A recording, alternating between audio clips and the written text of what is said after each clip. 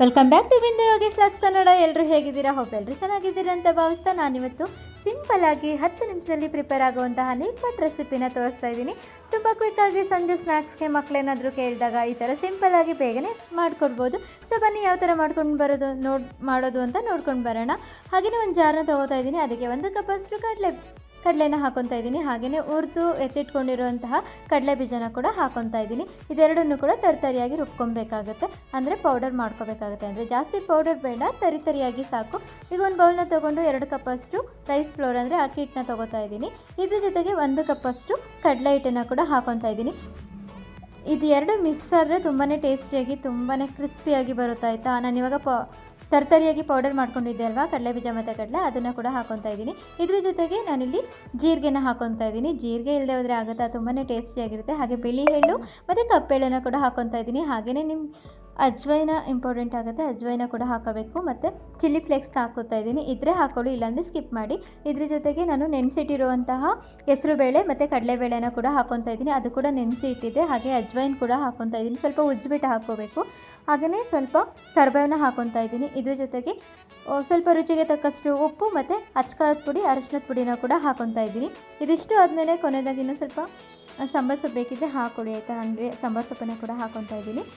ಹಾಗೆ ಇದೆಲ್ಲ ಮುಗಿದ್ಮೇಲೆ ನಾನಲ್ಲಿ ಎಣ್ಣೆನ ಕಾಯಿಸಿ ಇಟ್ಕೊಳ್ಬೇಕಾಗುತ್ತೆ, ಅಂದರೆ ಕಾಯಿಸಿ ಇಟ್ಟಿದ್ದೆ ಅದನ್ನೇ ಕೂಡ ಹಾಕೊತಾ ಇದ್ದೀನಿ. ಏಕೆಂದರೆ ಎಣ್ಣೆನ ಕಾಯಿಸಿರೋ ಎಣ್ಣೆನ ಹಾಕಿದ್ರೆ ತುಂಬ ಕ್ರಿಸ್ಪಿಯಾಗಿ ಬರುತ್ತೆ ಅಂತ ಹೇಳಿ ನಾನು ಹಾಕೊತಾ ಇದ್ದೀನಿ. ಸ್ಟಾರ್ಟಿಂಗೇ ಕೈಯಲ್ಲಿ ಮಿಕ್ಸ್ ಮಾಡಲಿಕ್ಕೆ ಹೋಗಬೇಡಿ. 1 ಸ್ಪೂನ್ ತೊಗೊಂಡು ಅದರಲ್ಲಿ ಮಿಕ್ಸ್ ಮಾಡಿಕೊಂಡ್ರೆ ಸಾಕು. ಇವಾಗ ಸ್ವಲ್ಪ ಟೈಮ್ ಆದಮೇಲೆ ಸ್ವಲ್ಪ ನೀರನ್ನ ಹಾಕ್ಕೊಂಡು ನೀಟಾಗಿ ಹದವಾಗಿ ಕಲಸಿ ಇಟ್ಕೋಬೇಕಾಗುತ್ತೆ, ಅಂದರೆ ಚಪಾತಿ ಹಿಟ್ಟು ಅದಕ್ಕೆ ಕಲಿಸ್ಕೊಬೇಕಾಗುತ್ತೆ. ಇದು ರೆಡಿಯಾಗಿ ಕಲಸಿ ಇಟ್ಕೊಂಡಿದ್ದಾಗಿದೆ. ಒಂದು 10 ನಿಮಿಷ ಆದಮೇಲೆ ಇದನ್ನು ಉಂಡೆಗಳನ್ನಾಗಿ ಮಾಡಿ ಇಟ್ಕೊಳ್ಳೋಣ. ಏಕೆಂದರೆ ಉಂಡೆಗಳನ್ನಾಗಿ ಮಾಡಿ ಇಟ್ಕೊಂಡಾಗ ನಮಗೆ ಬೇಗ ಅದನ್ನು ಉಂಡೆಗಳನ್ನಾಗಿ ಮಾಡಿ ಅದನ್ನು ನಿಪ್ಪಟ್ಟು ಥರ ಮಾಡ್ಕೊಳ್ಳೋದಕ್ಕೆ ತುಂಬ ಈಸಿ ಆಗುತ್ತೆ. ನಾನಿಲ್ಲಿ 2 ಬಟರ್ ಪೇಪರ್ನ ತೊಗೊಂಡಿದ್ದೀನಿ. ಅದಕ್ಕೆ ಸ್ವಲ್ಪ ಆಯಿಲ್ ಸ್ಪ್ರೆಡ್ ಮಾಡ್ತಿದ್ದೀನಿ ಎಲ್ಲ ಕಡೆ.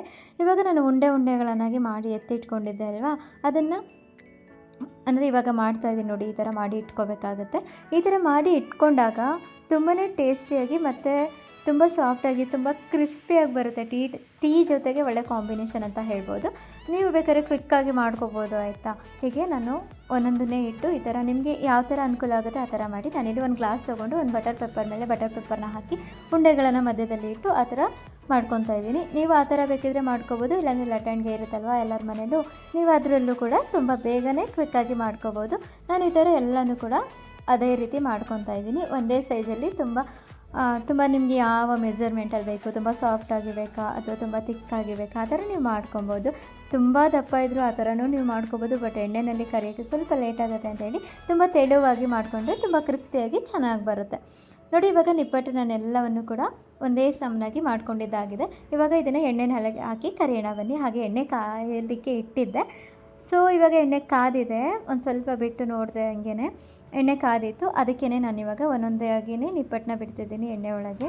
ಇವಾಗ ಇದು ಸಂಪೂರ್ಣವಾಗಿ ಒಂದು ಸ್ವಲ್ಪ ಗೋಲ್ಡನ್ ಕಲರ್ ಬರೋವರೆಗೂ, ಅಂದರೆ ಕಂದು ಬಣ್ಣ ಬರೋವರೆಗೂ ಕೂಡ ನಾವು ಎಣ್ಣೆಯಲ್ಲಿ ಇಡಬೇಕಾಗುತ್ತೆ. ನೋಡಿ, ಇವಾಗ ಇದು ರೆಡಿ ಆಗ್ತಾ ಇದೆ. ಹಾಗೆಯೇ ಇದು 10 ನಿಮಿಷದಲ್ಲಿ ಪ್ರಿಪೇರ್ ಆಗುವಂಥದ್ದು. ಸಂಜೆ ಟೈಮ್ ಬೇಕಿದ್ರೆ, ಅದರಲ್ಲೂ ಮಳೆಗಾಲದಲ್ಲಂತೂ ಈ ಥರ ಮಾಡಿಕೊಟ್ರೆ ಯಾರು ತಿನ್ನಲ್ಲ ಹೇಳಿ ಅಲ್ವಾ. ನೋಡಿ, ಇದು ಕೂಡ ರೆಡಿ ಆಗ್ತಾಯಿದೆ. ಸ್ವಲ್ಪ ಗೋಲ್ಡನ್ ಕಲರ್ ಬರುತ್ತಲ್ಲ, ಆವಾಗ ಎತ್ತಿದ್ರೆ ಸಾಕಾಗುತ್ತೆ. ಇವಾಗ ಇದು ರೆಡಿ ಆಗ್ತಾ ಇದೆ. ಹಾಗೆ ಯಾರೆಲ್ಲ ನನ್ನ ಚಾನಲ್ನ ಇಲ್ಲ ಸಬ್ಸ್ಕ್ರೈಬ್ ಮಾಡ್ಕೊಂಡಿಲ್ಲ, ದಯವಿಟ್ಟು ಸಬ್ಸ್ಕ್ರೈಬ್ ಮಾಡ್ಕೊಳ್ಳಿ. ಹಾಗೆ ಫುಲ್ ವಿಡಿಯೋನ ನೋಡಿ ಅಂತ ಹೇಳ್ತಾ, ಈ ರೆಸಿಪಿ ನಿಮಗೆ ಇಷ್ಟ ಆಗಿದೆ ಅಂದ್ಕೊಳ್ತೀನಿ. ಹಾಗೆಯೇ ಇದು ರೆಡಿ ಆಗ್ತಾ ಇದೆ. ಒಂದು 10 ನಿಮಿಷ ಈ ಥರ ಎಣ್ಣೆಯಲ್ಲಿ ಕರಿಬೇಕಾಗುತ್ತೆ. ನೋಡಿ, ಗೋಲ್ಡನ್ ಕಲರ್ ಬಂದಿದೆ. ಇದು ನೋಡಲಿಕ್ಕೆ ತುಂಬ ಚೆನ್ನಾಗಿ ಕಾಣಿಸ್ತಾ ಇದೆ. ನಾನಿವಾಗ ಇದನ್ನು ಸರ್ವಿಂಗ್ ಪ್ಲೇಟ್ಗೆ ಹಾಕೊತೀನಿ. ನೋಡಿ, ಇವಾಗ ಇದು ಸಂಪೂರ್ಣವಾಗಿ ರೆಡಿಯಾಗಿದೆ. ಹಾಗೆ ಮಕ್ಕಳಿಗೆಲ್ಲ ತುಂಬಾ ಇಷ್ಟ ಆಗುತ್ತೆ. ಮತ್ತೊಮ್ಮೆ ಹೇಳ್ತಿದ್ದೀನಿ, ನೀವು ಕೂಡ ಒಮ್ಮೆ ಟ್ರೈ ಮಾಡಿ. ಹಾಗೆ ಕಮೆಂಟ್ ಬಾಕ್ಸಲ್ಲಿ ಕಮೆಂಟ್ ಹಾಕೋದನ್ನು ಮರಿಬೇಡಿ. ಹಾಗೆ ಯಾರೆಲ್ಲ ನನ್ನ ಚಾನಲ್ನ ಸಬ್ಸ್ಕ್ರೈಬ್ ಮಾಡ್ಕೊಂಡಿಲ್ಲ, ದಯವಿಟ್ಟು ಸಬ್ಸ್ಕ್ರೈಬ್ ಮಾಡಿಕೊಂಡು ಫುಲ್ ವಿಡಿಯೋನ ನೋಡಿ. ನಿಮಗೂ ಕೂಡ ತುಂಬಾ ಈಸಿ ಆಗುತ್ತೆ. ಯಾರಾದರೂ ಗೆಸ್ಟ್ ಬಂದಾಗ ಈ ಥರ ಸಿಂಪಲ್ಲಾಗಿ 10 ನಿಮಿಷದಲ್ಲಿ ಪ್ರಿಪೇರ್ನ ಮಾಡ್ಕೊಬೋದು. ಅಥವಾ ಎಲ್ಲರೂ ಹೊರಗಡೆ ಹೋಗ್ತೀನಿ ಅಂದರೂ ಕೂಡ ನೀವು ಬೇಗನೆ ಪ್ರಿಪೇರ್ ಮಾಡ್ಕೋಬೋದು. ಸೊ ಬಾಯ್, ಒಳ್ಳೆಯದಾಗಲಿ ಎಲ್ರಿಗೂ.